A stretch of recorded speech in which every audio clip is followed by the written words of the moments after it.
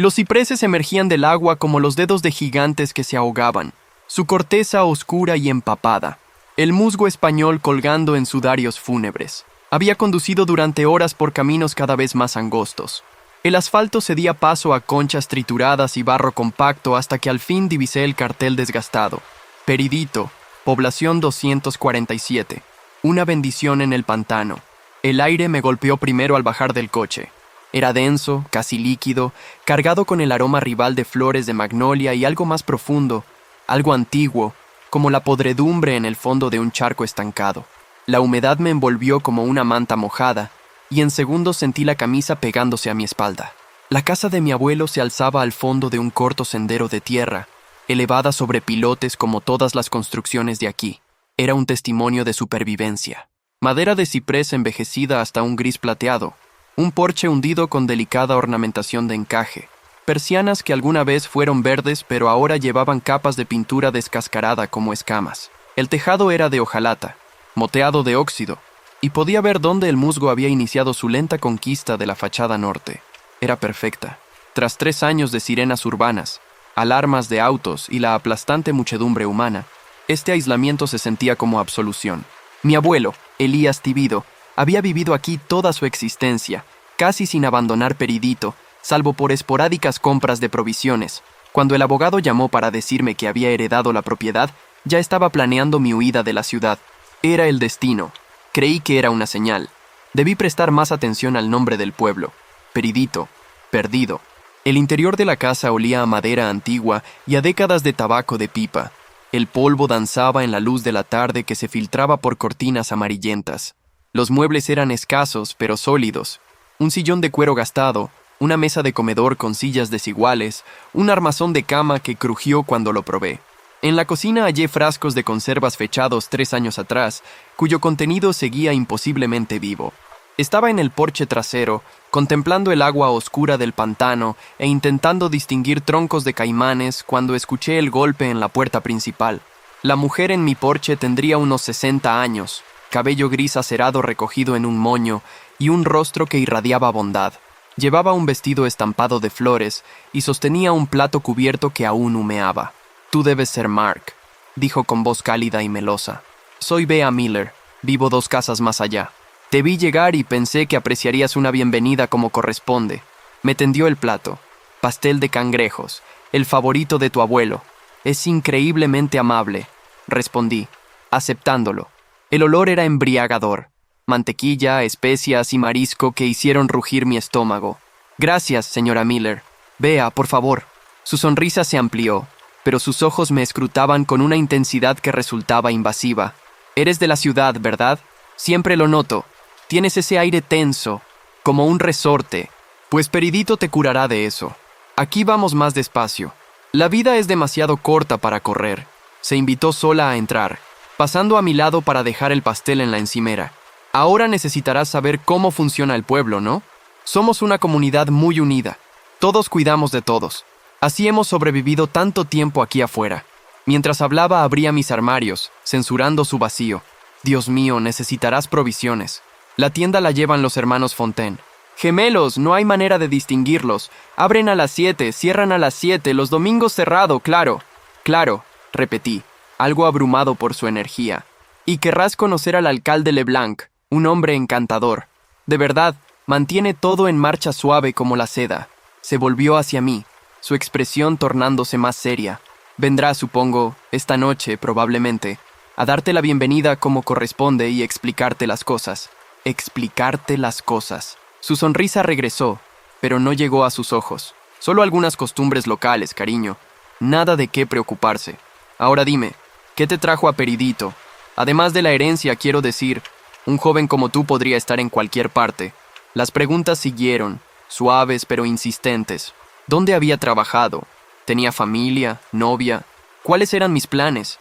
Cada respuesta parecía satisfacerla, pero no podía quitarme la sensación de que me evaluaban. Me medían contra algún estándar invisible. Cuando por fin se marchó, prometiendo pasar a verme al día siguiente, me sentí agotado de un modo que nada tenía que ver con el viaje. Pasé el resto de la tarde explorando el pueblo.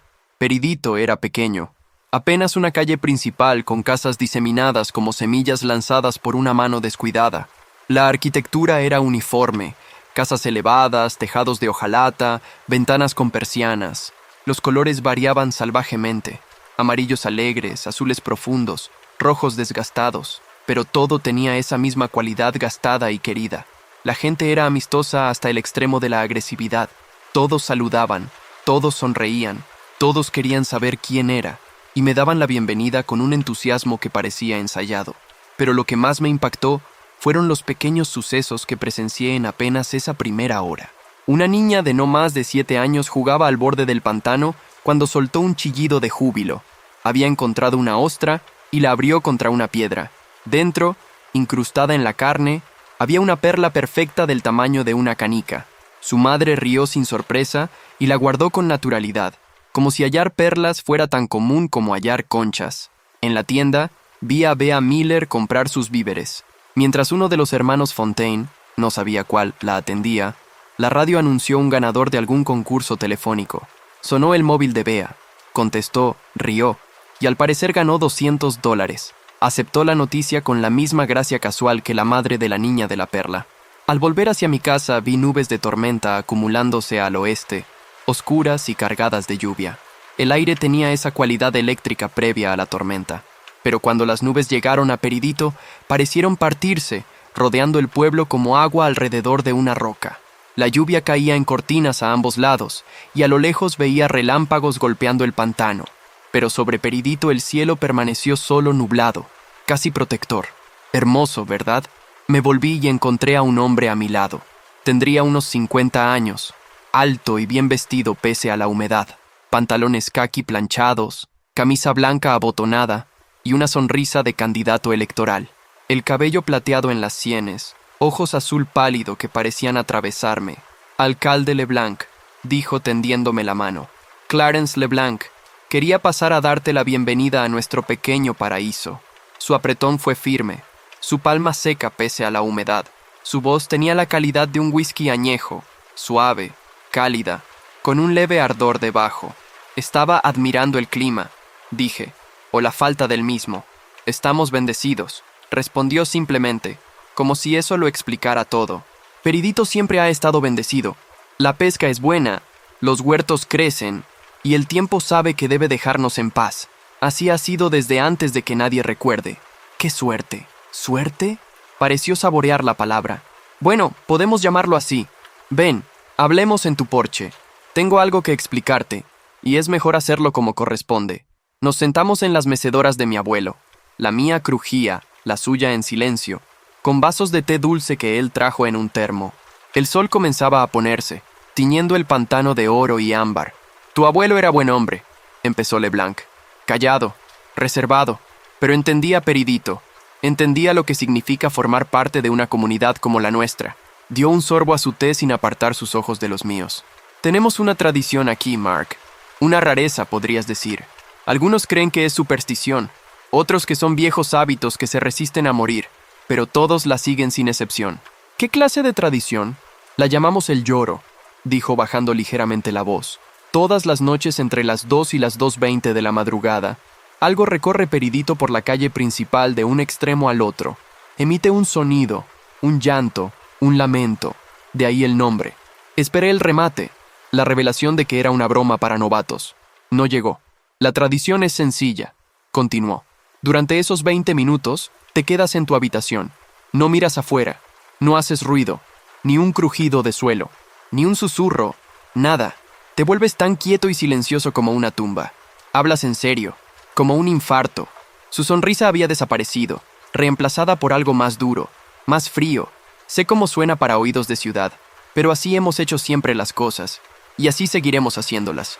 La paz y prosperidad de Peridito dependen de que todos cumplan las reglas, y si alguien no lo hace... La temperatura pareció bajar pese al calor remanente. Leblanc dejó su vaso con cuidado, los cubitos tintineando. Entonces ya no forma parte de nuestra paz, dijo suavemente. Y Peridito cuida de los suyos, Mark. Hemos sobrevivido generaciones aquí porque entendemos que la comunidad va primero. Siempre. Aquellos que amenazan nuestro modo de vida. Se calló, pero la implicación flotaba en el aire húmedo como humo. La paz de Peridito es lo único que importa, hijo, dijo poniéndose de pie. Su sombra se alargó en el porche. Cuidamos de los nuestros y esperamos que tú hagas lo mismo. Rompe las reglas y ya no eres uno de nosotros. Por un instante la fachada amistosa se resquebrajó. Vi algo en sus ojos. No exactamente crueldad, sino una resolución absoluta, inquebrantable. Era un hombre que haría lo necesario para proteger lo suyo. Luego la sonrisa volvió, cálida y paternal. Pero eres un joven listo. Tu abuelo nunca tuvo problemas. Estoy seguro de que tú tampoco. Duerme bien, Mark. Y recuerda, de 2 a 2:20, silencioso como una tumba. Me dejó allí mientras el sol se hundía tras los árboles y yo permanecí en la creciente oscuridad intentando procesar lo que acababa de oír. Debí marcharme entonces, meter mis cosas en el coche y conducir toda la noche hasta que Peridito fuera solo otra historia extraña para contar en fiestas. Pero algo me retuvo. Tal vez la terquedad, tal vez la curiosidad, o quizá la casa misma, con sus suelos que crujían y su olor a tabaco de pipa que me recordaba a un abuelo al que apenas conocí. Comí el pastel de cangrejos de Bea. Fue lo mejor que probé jamás e intenté distraerme desempacando, pero mis ojos volvían al reloj. 8:47 p.m., 10:23 p.m., 11:56 p.m. A la 1:30 a.m. me encerré en lo que Leblanc había llamado mi habitación. El dormitorio era pequeño, el armario más pequeño aún, y me senté en el suelo con la espalda contra la pared, rodeado por la ropa vieja de mi abuelo que aún olía levemente a tabaco y colonia de laurel. Los minutos se arrastraron. Apagué todas las luces, el móvil en silencio. Apenas me atrevía a respirar. A las 12:00 en punto lo oí. El sonido empezó lejano, desde el extremo norte del pueblo. Era un llanto, pero no el suave sollozo de la tristeza. Era crudo, gutural, un sonido de desesperación tan profunda que parecía meterse bajo mi piel y alojarse en mis huesos. Era el sonido de algo que había olvidado como ser humano, pero recordaba lo que era sufrir. El lamento se acercó. Pude oírlo avanzando por la calle principal, y comprendí con horror que pasaría justo frente a mi casa. El sonido no era constante. Subía y bajaba como una marea, interrumpido por jadeos húmedos que me revolvieron el estómago. Todo instinto gritaba que mirara, que viera qué producía ese sonido, pero el aviso de Leblanc resonaba en mi mente, y bajo la curiosidad había un miedo animal primitivo que sabía, absolutamente sabía, que mirar era la muerte. El lamento se niveló con mi casa. Las tablas del salón crujieron como si algo probara el porche. El sonido parecía llenar el mundo entero, presionando contra las paredes, filtrándose por las rendijas. Me tapé los oídos con las manos, pero seguía oyéndolo, seguía sintiéndolo vibrar en mi pecho. El tiempo se detuvo, se estiró, perdió sentido, y luego, a las 2:20 exactas, cesó. El silencio que siguió fue tan completo, tan absoluto, que por un momento creí haberme quedado sordo. Ni grillos, ni ranas, ni pájaros nocturnos, solo silencio, pesado como una respiración contenida. Lentamente, con cuidado, me desenrosqué del armario, las piernas entumecidas, las manos temblando. Llegué al dormitorio y me desplomé en la cama, mirando el techo, el corazón aún martilleando. ¿Qué demonios fue eso? ¿Y por qué? Pese al terror que aún corría por mis venas, deseaba desesperada, peligrosamente saber. No dormí tras esa primera noche. ¿Cómo iba a hacerlo? Incluso después de que el lamento cesara, después de que ese silencio profundo se posara sobre Peridito como un sudario, permanecí en la cama mirando el techo, el corazón aún aporreando mis costillas. El sonido se había enterrado en mi cráneo, y aún lo sentía. Esa desesperación cruda, gutural vibrando en mi cavidad torácica como un segundo latido. Cuando al fin amaneció, filtrando luz pálida por las cortinas amarillentas, me sentía vacío, exhausto. Pero bajo el miedo, esa curiosidad peligrosa se retorcía como algo vivo, algo que no podía suprimir por más que lo intentara. El segundo día fue perfecto, igual que el primero. El sol salió cálido y dorado sobre el pantano, disipando la niebla matinal. Los pájaros cantaban en los cipreses. La vida seguía como si nada hubiera pasado, como si todo el pueblo no hubiera pasado 20 minutos congelado de terror pocas horas antes. Observé desde el porche trasero cómo un anciano sacaba una red del agua. Estaba tan cargada de bagres y lubinas que hicieron falta 2 hombres más para ayudarlo a arrastrarla. Reían, sus voces resonando sobre el agua quieta como si fuera lo más natural del mundo. Las redes siempre estaban llenas. La bendición funcionaba. Preparé café fuerte y amargo con los granos antiguos que encontré en la despensa de mi abuelo, e intenté convencerme de marcharme, meter todo en el coche, conducir hasta que Peridito fuera solo una historia extraña para contar en cenas, algo de lo que reír con copas en la mano. Pero no me moví, no podía moverme. La casa olía a tabaco de pipa y madera vieja, y a la luz de la mañana se sentía segura, familiar, y esa curiosidad era un gancho en mi pecho que me arrastraba más adentro de aguas que no comprendía. Bea Miller pasó al mediodía con un guiso. Su llegada anunciada por el crujido de los escalones del porche. No mencionó el lloro. Nadie lo hacía. Era como si esos 20 minutos entre las 2 y las 2:20 no existieran en el mundo diurno de Peridito. Como si todos participáramos de una amnesia colectiva que se reiniciaba con cada amanecer. «Pareces cansado, cariño», dijo, dejando el plato en la encimera con esa sonrisa cálida e invasiva que nunca llegaba a sus ojos. Las primeras noches en un lugar nuevo siempre son difíciles. Lleva tiempo adaptarse a los nuevos ritmos. Pronto te acostumbrarás. Claro, respondí, observando cómo sus ojos escaneaban mi casa, catalogándolo todo. Las tazas de café amontonadas en el fregadero, la manta que saqué del armario y dejé tirada en el sofá, el hecho de que la puerta del dormitorio estuviera abierta cuando claramente debía estar cerrada. La clave es la rutina, continuó, moviéndose por mi cocina como si fuera suya, abriendo armarios, recolocando los platos viejos de mi abuelo. Todos tenemos nuestros pequeños rituales aquí. Yo tejo de 9 a 10 todas las noches sin falta. Me ayuda a relajarme antes de dormir. Mantiene la mente ocupada. Tú deberías encontrar algo también. Algo que ocupe tu mente en esas horas nocturnas. Leer, tal vez, o crucigramas. Tu abuelo tallaba, hacía pajaritos de madera de ciprés. Nunca terminó ninguno, pero el proceso era lo que importaba. Era buen consejo envuelto en amenaza. No pienses en ello. No lo cuestiones. Solo obedece. Mantén la mente ocupada hasta que sea hora de esconderte. Se marchó tras arrancarme la promesa de ir al oficio del domingo en la iglesita blanca de la esquina. La vi alejarse por el sendero de tierra, su vestido de flores balanceándose, y noté algo que antes había pasado por alto. Todas las casas de la calle, absolutamente todas, tenían cortinas gruesas, y no solo en las ventanas frontales. Cada ventana estaba cubierta de tela pesada, del tipo que bloquea toda luz, y al mirar más de cerca, comprendí algo que me revolvió el estómago. Las ventanas no solo estaban cubiertas, estaban pintadas, selladas con capas y capas de pintura, como si las casas mismas fueran fortalezas diseñadas no para impedir que algo entrara, sino para impedir que la gente saliera. Esa tarde exploré la casa más a fondo, impulsado por la necesidad de entender la arquitectura del miedo. La ventana del baño pintada, el marco sellado con lo que parecían décadas de pintura acumulada. Las del dormitorio, igual. Intenté forzar una con un cuchillo de mantequilla, raspando la pintura, pero se había fosilizado tras lo que debían ser 50 años o más. Mi abuelo había vivido aquí toda su vida, y al parecer nunca sintió la necesidad de abrir una ventana, de dejar entrar aire fresco, de tener una vía de escape. La puerta del dormitorio era aún más extraña y perturbadora cuanto más la examinaba. Tenía cerradura, pero solo por fuera, un simple pestillo corredizo que podía encerrar a alguien dentro, pero no ofrecía protección alguna a quien dormía. Era una elección de diseño que me helaba la sangre.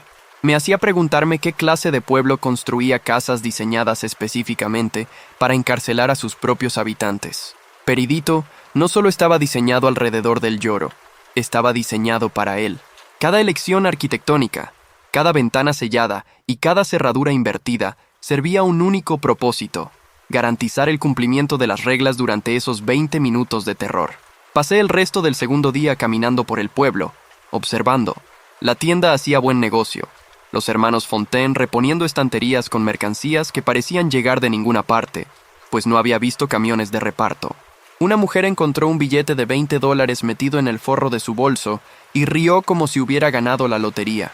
El puesto de limonada de un niño era visitado por todos los adultos que pasaban, cada uno pagando mucho más del precio sugerido.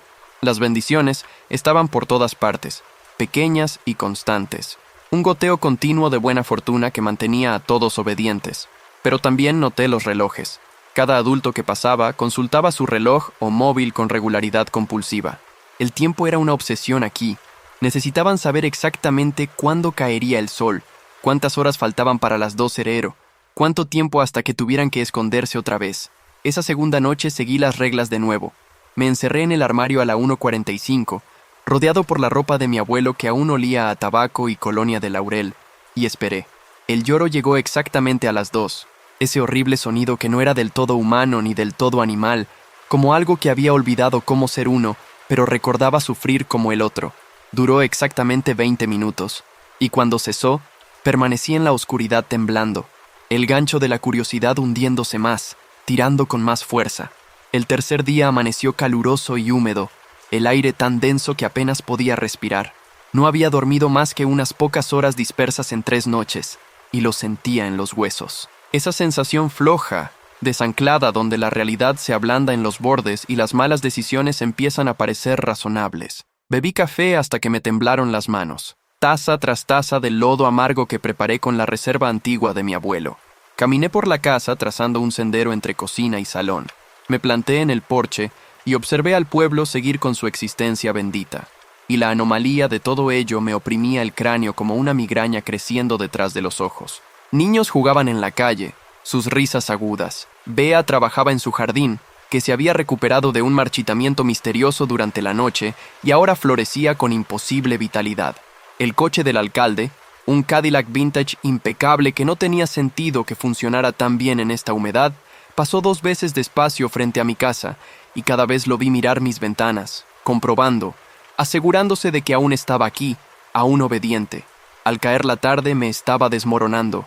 El café me tenía nervioso y paranoico. Seguía viendo movimientos por el rabillo del ojo, sombras que no debían existir en la luz menguante.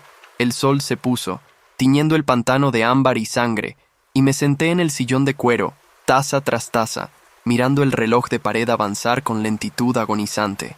El aviso del alcalde resonaba en mi cabeza. Llevaba 3 días resonando. Rompe las reglas y ya no eres uno de nosotros. Ahora sonaba menos a amenaza que a desafío, a reto. ¿Qué tenía de tan terrible mirar? ¿Qué escondían con tanto ahínco? La curiosidad había crecido dientes. Se había vuelto algo que no podía ignorar. A la 1:30 no fui al armario. Me quedé en el salón a oscuras, las cortinas corridas, pero sin esconderme, el corazón latiendo con una mezcla de terror y algo casi parecido a la excitación.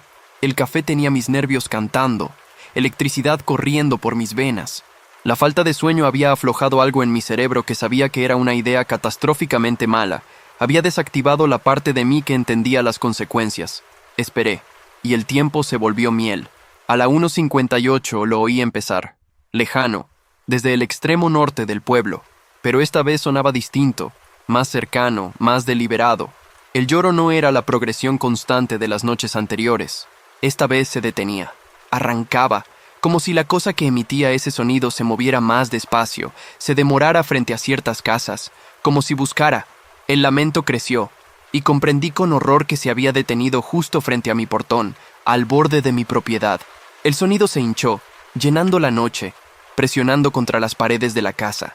Estaba tan cerca que podía oír la calidad húmeda y rasposa. Podía oír lo que casi parecían respiraciones entre los sollozos. Grandes inhalaciones jadeantes que resonaban como viento en un árbol hueco. No seguía avanzando. Me esperaba. La necesidad ardiente de saber lo superó todo. El miedo, las advertencias, el sentido común que gritaba que corriera al armario y me escondiera como buen ciudadano de Peridito. Mis piernas se movieron solas, llevándome a la ventana delantera. Mi mano alcanzó la pesada cortina, dedos temblando. Me dije que solo miraría un segundo, solo una rendija, lo justo para ver de qué tenían tanto miedo, qué mantenía a todo un pueblo en cautiverio. Separé apenas el borde de la cortina, creando una abertura no más ancha que mi ojo, y lo vi. La cosa que estaba junto a mi portón era alta, imposiblemente alta, al menos 2,5 metros, con extremidades demasiado largas y articulaciones que se doblaban en ángulos equivocados, donde los humanos no teníamos articulaciones. Su piel no era piel, sino algo que parecía corteza de ciprés húmeda y pulida, oscura y reluciente bajo la luna, texturizada como madera pero moviéndose como carne. Estaba demacrada, costillas visibles bajo la corteza carne, cada una marcada en relieve, y sus proporciones eran todas erróneas. Brazos que colgaban más allá de las rodillas, dedos que terminaban en puntas afiladas en vez de uñas, piernas que parecían plegarse sobre sí mismas. Pero fue el rostro lo que me destruyó, lo que hizo añicos cualquier coraje frágil que hubiera acumulado. No estaba llorando. Su boca colgaba abierta, mandíbula distendida como la de una serpiente, desquiciada y boquiabierta. Y el sonido, ese horrible sollozo gutural, vibraba desde algún lugar profundo en su pecho, resonando desde una cavidad que no debía existir. La boca no se movía, el sonido simplemente brotaba, infinito y crudo. El lamento mecánico de algo que imitaba el dolor humano sin comprenderlo. Sus ojos eran lo peor. Brillaban con un amarillo enfermizo como azufre, como infección, y escaneaban las casas metódicamente, pasando de ventana en ventana, buscando cualquier señal de movimiento, cualquier resquicio en una cortina, cualquier indicio de vida. Mientras miraba, paralizado de horror, dio un paso tambaleante hacia adelante, y vi cómo se movía, no caminando, sino arrastrándose con esos dos brazos largos, usándolos como muletas mientras sus piernas se doblaban y enderezaban en una grotesca parodia de locomoción humana. Pasó de largo mi casa, y por un momento desesperado y estúpido creí estar a salvo. Lo había visto y no me había visto.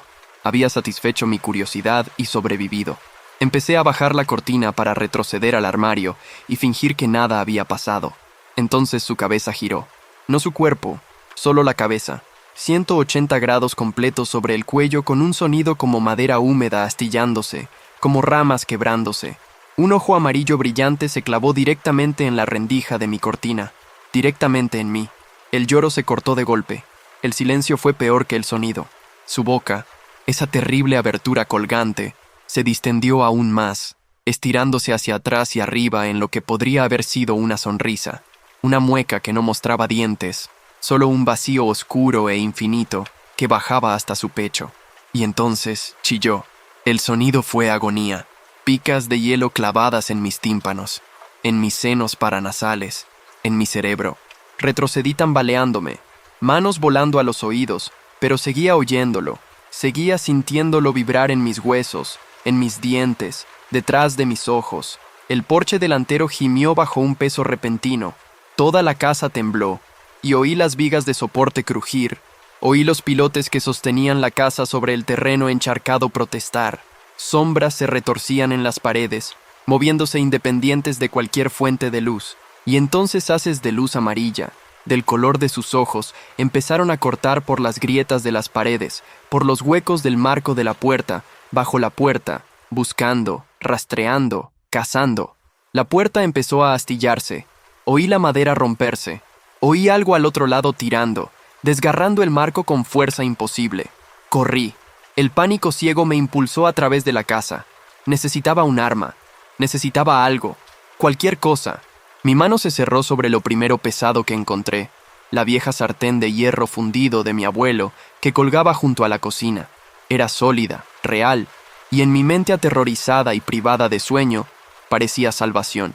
Pero incluso en medio del pánico, una pequeña parte racional sabía que no podía luchar contra esa cosa. No podía herirla. La puerta se venía abajo, astillas volando. La luz amarilla estaba por todas partes, pintando las paredes de ictericia. Ya lo oía en el porche, y el sonido que emitía ya no era el lloro, sino algo peor.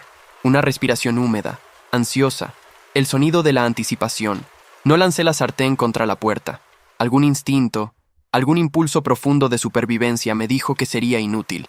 En vez de eso, la arrojé lejos de la casa, por la parte trasera, hacia el pantano oscuro. Atravesó los arbustos de adelfa y golpeó el agua con un chapoteo que pareció ensordecedor en la noche. El asalto cesó al instante, por completo. La luz amarilla desapareció como si alguien hubiera pulsado un interruptor. La presión sobre la puerta cesó, y lo oí. Esos pasos tambaleantes y arrastrados alejándose de mi casa, rodeando el lateral, hacia el pantano, hacia el sonido del chapoteo. Me desplomé contra la pared de la cocina, jadeando, todo mi cuerpo temblando tan fuerte que me castañeteaban los dientes. A través de la puerta rota podía ver que la calle principal estaba vacía. La cosa se había ido, atraída por el ruido, distraída como un animal, pero sabía, como se saben las cosas en las pesadillas, que no se había ido. No del todo. Me había visto, sabía dónde estaba ahora, me había marcado y volvería. El amanecer llegó, pero no trajo alivio. Seguía sentado contra la pared de la cocina donde me había desplomado, todo el cuerpo dolorido, los oídos aún zumbando por ese chillido. La puerta delantera colgaba torcida de sus bisagras, y por la abertura veía la calle principal bañada en luz pálida de mañana. Algo no estaba bien. La luz parecía enferma, fina y acuosa, como si el propio sol luchara por brillar sobre Peridito. Me obligué a ponerme en pie, piernas temblando, y salí al porche trasero. El pantano se extendía ante mí, y lo que vi me revolvió el estómago. Peces muertos flotaban en la superficie, docenas, vientres blancos hacia el cielo. El agua misma parecía más oscura, estancada, y subía un olor. No el habitual descomponerse orgánico del pantano, sino algo peor, algo podrido y antiguo y deliberadamente malévolo. El jardín de Bea Miller, que ayer florecía con imposible vitalidad, estaba marchito. Las flores colgaban flácidas y marrones, las hortalizas encogidas en sus tallos. La vi salir de su casa, la vi detenerse al borde de su jardín, la mano subiendo a su boca. Cuando se volvió hacia mi casa, su rostro estaba transformado. La bondad cálida y abuela había desaparecido, reemplazada por algo frío y absolutamente implacable. Nuestros ojos se encontraron a través de la distancia. No saludó, solo miró, y en esa mirada vi mi muerte. Retrocedí al interior e intenté pensar.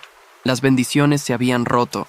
La entidad me había marcado y de algún modo eso había cortado el pacto sobrenatural que mantenía próspero a Peridito. El pueblo lo sabría. Todos lo sabrían ya. Alguien había roto las reglas y sabrían exactamente quién. Aún intentaba procesarlo cuando oí el coche, ese Cadillac impecable deteniéndose frente a mi portón roto. El alcalde LeBlanc bajó, y ya no quedaba nada del político encantador. Subió los escalones del porche con pasos pesados y deliberados, y se plantó en el umbral sin ser invitado. «Maldito estúpido», dijo, voz plana y fría. «¿Tienes idea de lo que has hecho?» No respondí. No podía. Tenía la garganta demasiado apretada. «Mira afuera, Mark. Mira lo que ha costado tu curiosidad», señaló hacia el pantano. 3 generaciones de prosperidad desaparecidas en una sola noche, porque no pudiste seguir una simple regla. Las redes salieron vacías esta mañana. Vacías. El camión de Jesse Crawford, que ha funcionado perfecto 15 años, no arranca. A mi mujer le ha vuelto la artritis. Las bendiciones están rotas. No fue mi intención. No me importa tu intención. Sus ojos azul pálido eran astillas de hielo. Miraste. Invitaste su atención. Y ahora le has recordado que el pacto puede romperse, que hay otras formas de alimentarse. Has puesto en peligro a cada persona de este pueblo. Dio un paso más cerca, y vi su mano descansando en el cinturón, cerca de donde supuse que llevaba una pistola. «Tienes hasta el atardecer para marcharte», dijo en voz baja. «Empaca tu coche y vete para siempre. Esa es la misericordia que te ofrecemos, porque si aún estás aquí cuando caiga la noche...» Se calló, pero la amenaza era clara. «Te convertiremos en parte permanente de nuestra paz. ¿Me entiendes?» Asentí, sin confiar en mi voz. Se fue, y me quedé entre los restos de la casa de mi abuelo, la mente acelerada. Irme. Debía irme. Empacar el coche, conducir hasta que Peridito fuera solo una pesadilla en el retrovisor. Pero incluso mientras lo pensaba, sabía que no podía. La entidad me había visto. Me conocía ahora, y algo me decía que salir de Peridito no importaría. Me seguiría, me encontraría. Necesitaba respuestas. Necesitaba entender con qué estaba lidiando. Registré la casa con desesperación frenética. Mi abuelo había vivido aquí toda su vida. Había entendido algo sobre la maldición, sobre la entidad. Tenía que haber algo, alguna pista, algún arma que pudiera usar. El escritorio estaba en un rincón del salón, vieja madera de ciprés marcada por décadas de uso. Lo había notado antes, pero no lo había examinado de verdad. Ahora pasé las manos por cada superficie, presionando, probando, y allí, un leve sedimento en el fondo del cajón principal. Saqué el cajón por completo y lo encontré. Un fondo falso, hábilmente hecho, la junta casi invisible. Dentro había un diario encuadernado en cuero, sus páginas amarillentas y quebradizas. El título estaba escrito con la cuidadosa letra de mi abuelo, La Llorona, notas sobre un pacto. Lo abrí con dedos temblorosos y empecé a leer. La primera entrada estaba fechada hacía 50 años. La voz de mi abuelo se traslucía clara en la caligrafía precisa. He vivido en Peridito toda mi vida y he participado en su mentira, pero ya no puedo permanecer ignorante de la verdad.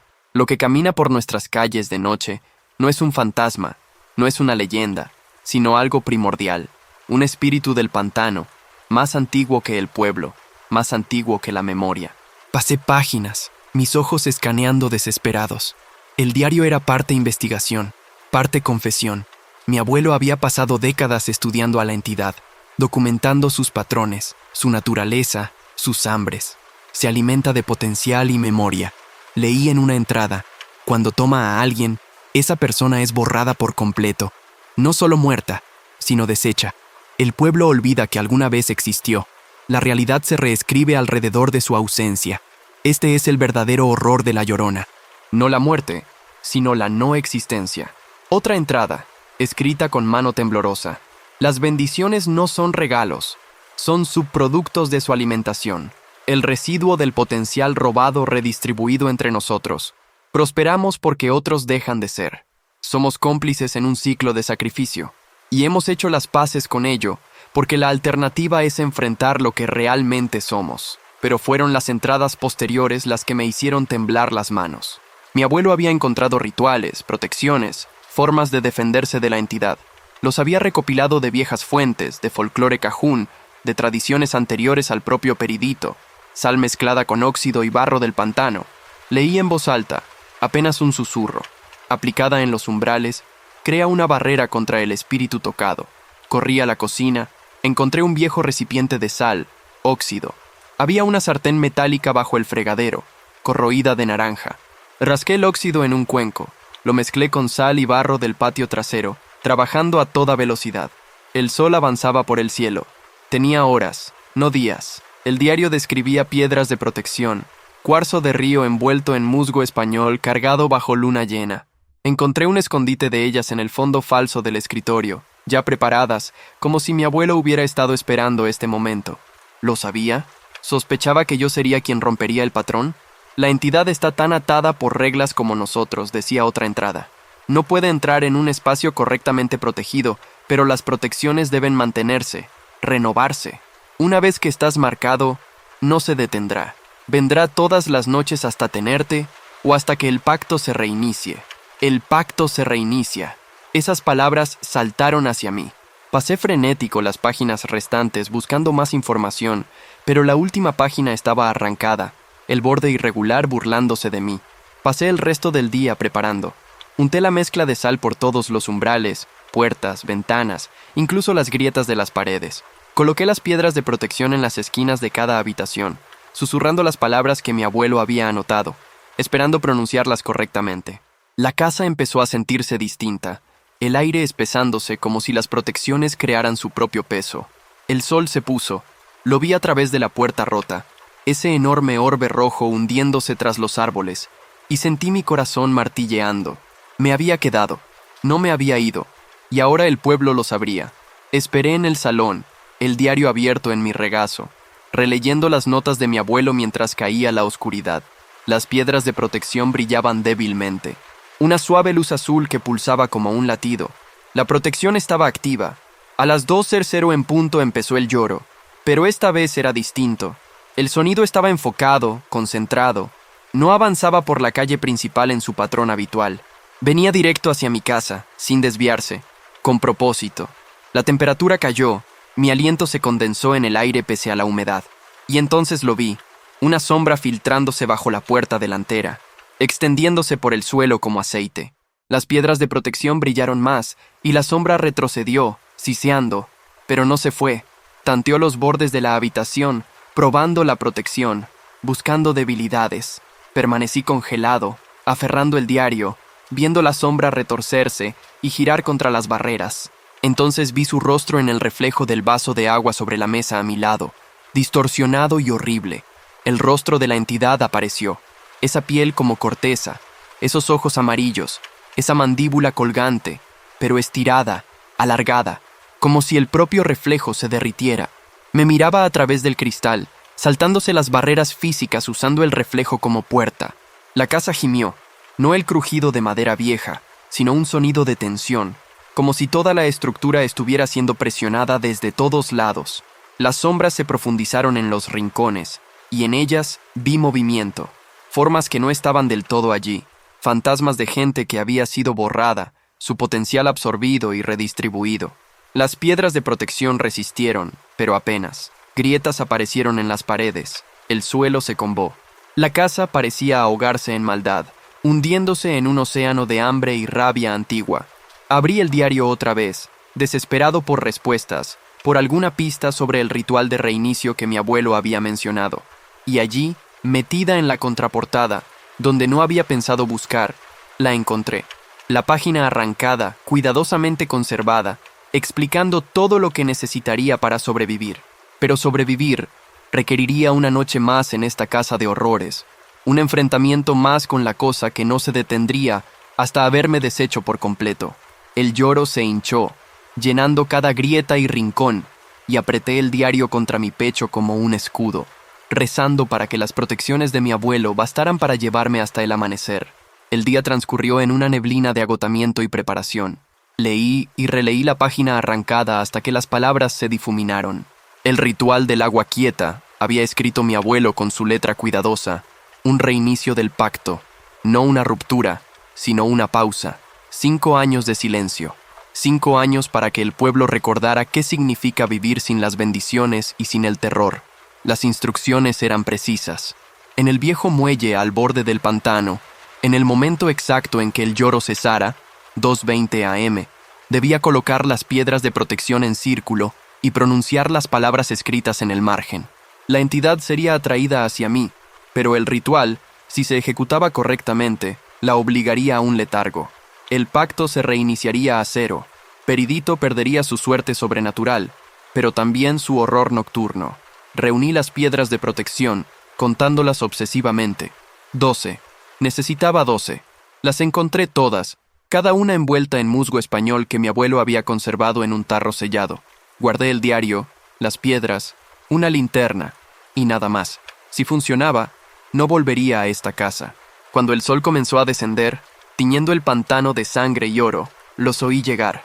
Primero solo pasos, luego voces, murmullos bajos que crecían a medida que más gente se unía. Miré por la ventana trasera y sentí que la sangre se me helaba. Todo el pueblo se congregaba frente a mi casa. Hombres, mujeres, incluso adolescentes. Todos avanzando en ese silencio inquietante que Peridito había perfeccionado durante generaciones. Llevaban herramientas, rastrillos, palas, hachas. Algunos sostenían antorchas que parpadeaban en la luz agonizante, proyectando sombras demoníacas en sus rostros. El alcalde Leblanc estaba al frente, su Cadillac impecable aparcado como barricada frente a mi portón. A su lado, Bea Miller, el rostro duro como granito. Detrás reconocí a los hermanos Fontaine de la tienda, a la vieja señora Crawford, que siempre saludaba tan amablemente. Familias con niños mantenidos a salvo en la retaguardia. Estaban todos, cada residente de Peridito, unidos en su propósito. No gritaban ni cantaban, solo permanecían allí, esperando la oscuridad total. Su silencio era más terrorífico que la furia de cualquier turba. Su mensaje era claro: cuando cayera la noche vendrían a por mí. Me sacarían a rastras de esta casa y me ofrecerían a la entidad, y sus bendiciones regresarían. El ciclo continuaría. Tenía quizá 1 hora hasta que actuaran. 1 hora hasta la oscuridad total, cuando las reglas sobrenaturales de Peridito tenían más fuerza. Revisé la casa una última vez, comprobando las piedras de protección que había colocado antes. Aún brillaban débilmente, pero la luz se debilitaba. Las protecciones no resistirían otra noche. La entidad estaba aprendiendo, adaptándose, encontrando caminos a través de las barreras. Si me quedaba aquí, moriría o peor. Dejaría de existir, borrado de la realidad como todos los que habían roto las reglas. La puerta trasera era mi única opción. La turba estaba concentrada al frente, su atención en la entrada principal. Si lograba salir por detrás hacia el pantano, quizá llegara al viejo muelle antes de que notaran que me había ido. Guardé el diario en la chaqueta. Repartí las piedras de protección en todos los bolsillos y esperé. El sol tocó el horizonte. El cielo sangró de oro a rojo a púrpura profundo. Y entonces, cuando la última luz se desvaneció, oí la voz del alcalde Leblanc resonar en el patio. Mark Tibido, has tomado tu decisión. Elegiste quedarte. Elegiste ponernos a todos en peligro. Ahora nosotros elegimos protegernos. Sal pacíficamente y será rápido. Oblíganos a entrar y nos aseguraremos de que estés consciente cuando ella te tome. La puerta delantera tembló bajo el primer golpe. Un hacha, probablemente. Ya no esperaban más. Corrí por la puerta trasera. Bajé los escalones chirriantes hacia el pantano. El agua estaba tibia y espesa, cerrándose alrededor de mis piernas como aceite. El haz de la linterna cortaba la oscuridad, iluminando rodillas de ciprés y musgo colgante. Detrás, oí la puerta delantera astillarse. Oí el rugido de la turba al darse cuenta de que había huido. ¡Huye hacia el pantano! Sus pasos retumbaron por la casa. Me abrí paso a través del agua, pulmones ardiendo, el diario golpeando contra mis costillas. El viejo muelle estaba a 1/4 de milla, construido décadas atrás cuando el borde del pantano era distinto, ahora abandonado y pudriéndose en el agua. El lloro empezó. Era temprano, apenas las 9:00 p.m., pero la entidad sabía que iba hacia ella. El sonido estalló de todas partes y de ninguna, ese sollozo gutural que se metía bajo mi piel. Pero esta vez no era la patrulla mecánica de noches anteriores. Era enfocado, una casa ansiosa. Vi el muelle delante, una estructura esquelética de madera desgastada que se adentraba en el agua oscura, y de pie al final, iluminada por el brillo amarillo enfermizo de sus propios ojos, estaba la Llorona. No seguía su ruta, no obedecía las reglas, me esperaba. El chillido que soltó silenció todo. Las ranas se cortaron a mitad de croar. Los insectos cesaron su zumbido. Incluso el agua pareció detenerse. En ese silencio terrible, obligué a mis piernas a seguir moviéndose, a llevarme hacia la cosa que quería desarme. Subí al muelle, las manos temblando tanto que casi se me caen las piedras de protección. La entidad me observaba, la cabeza ladeada en ese ángulo imposible, la boca colgando abierta en ese eterno grito silencioso. No se movió, aún no. Esperaba a ver qué haría. Coloqué las piedras en círculo a mi alrededor, 12 puntos como un reloj. Las instrucciones de mi abuelo estaban grabadas en mi cerebro. Susurré las palabras que había escrito, palabras antiguas en un idioma que no entendía, pero que pesaban en mi lengua, que parecían arrancar algo del aire mismo. Anciano, espíritu tocado, criatura de potencial y memoria, te ofrezco silencio, te ofrezco descanso, te ofrezco la ruptura de tus cadenas y el reinicio de tu pacto. La entidad se movió, no su cuerpo, sino su boca. Esa mandíbula colgante se abrió más, imposiblemente más, y el lloro se convirtió en rugido. Se lanzó hacia adelante, esos 2 brazos largos extendiéndose hacia mí, pero las piedras de protección brillaron intensamente, luz blanco-azulada estallando de cada una. La entidad retrocedió, chillando, su piel corteza humeando donde la luz la tocaba. Seguí hablando, mi voz ganando fuerza, las palabras fluyendo más rápidas. Por sal y óxido y barro del pantano, por cuarzo de río y musgo español, por la luna que carga y el agua que limpia, te ato al silencio. 5 años de letargo, 5 años de olvido. Que el pacto se reinicie, que Peridito recuerde qué significa ser mortal. La entidad arremetió otra vez, y esta vez su mano atravesó el círculo de protección, la barrera cediendo bajo su rabia desesperada. Sus dedos, esas cosas puntiagudas, rasparon mi hombro, y el dolor fue como nada que hubiera sentido. No solo físico, sino más profundo. Intentaba borrarme, meterse en mi ser y arrancarme de la existencia. Grité las palabras finales, la culminación del ritual. Por agua quieta y último aliento, vuelve al fondo, vuelve al silencio, duerme.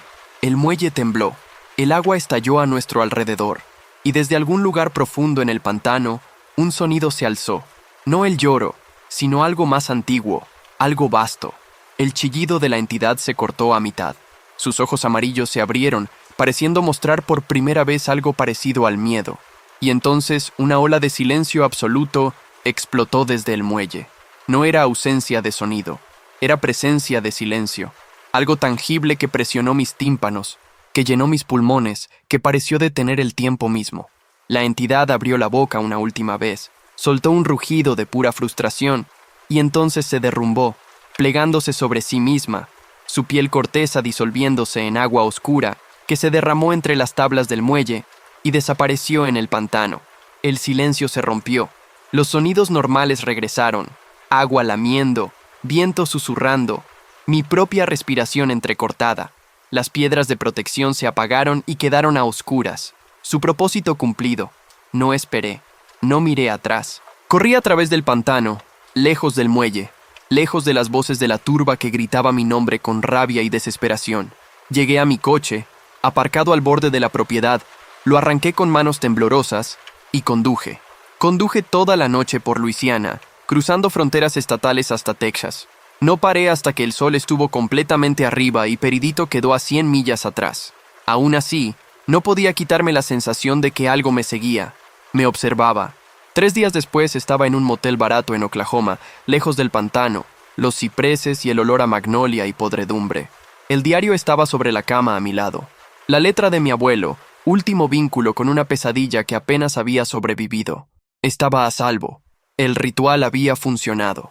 La entidad estaba dormida, y Peridito pasaría los próximos 5 años aprendiendo a vivir sin sus bendiciones, y sin su maldición. Yo había roto el ciclo, tal como mi abuelo había esperado que alguien hiciera. Debí sentir alivio, victoria. En vez de eso, me sentía observado. El televisor estaba apagado, su pantalla oscura y reflectante en la tenue luz del motel. Capté movimiento en ella y giré para mirar, solo una mirada, solo para confirmar que era mi propio reflejo moviéndose conmigo, pero no lo era. En la pantalla oscura del televisor vi reflejada la habitación del motel detrás de mí, y en ese reflejo, de pie en el rincón donde el baño se unía a la habitación principal, había una forma alta, imposiblemente delgada, con extremidades demasiado largas y articulaciones en ángulos erróneos. 2 puntitos de luz amarilla se abrieron en la oscuridad donde debería estar su rostro. Mi abuelo se había equivocado, o quizá el diario estaba incompleto.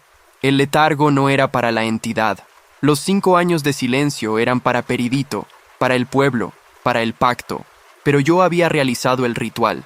Había tocado a la entidad directamente, y ahora estaba atada a mí. Estaba aquí, siempre estaría aquí, y no se detendría hasta haberme deshecho por completo.